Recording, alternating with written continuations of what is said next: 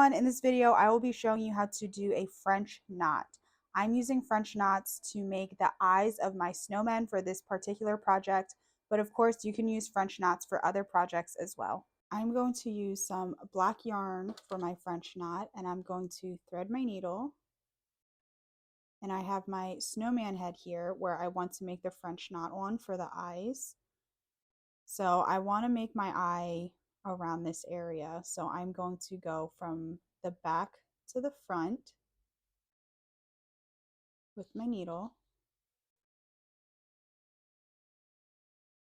And then I'm going to insert my hook in one of these top loops right next to where the yarn came out of.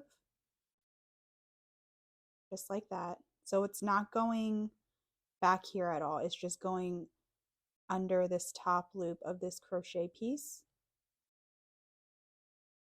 And I'm going to take the yarn in between the needle and where I pulled it out of, and I'm going to wrap it around twice. 1, 2. For a bigger French knot, you can wrap it around more times, but I found 2 times is best for the size of the eyes I want for this particular snowman head.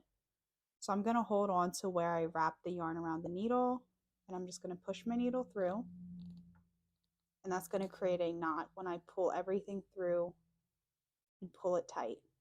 So there's the knot, and I'm just going to insert my needle back down through my crochet piece, and I'm going to try to do it as close as I can to the knot. And that's it, and that makes an eye. And then since I didn't tie a knot in the beginning, I'm just going to use my tail ends and I'm going to knot it back here. You can secure it however you'd like, but I'm just going to do 2 little knots, and then I will cut off the excess, and that's it. There is a French knot, and for this project I'm using it for eyes.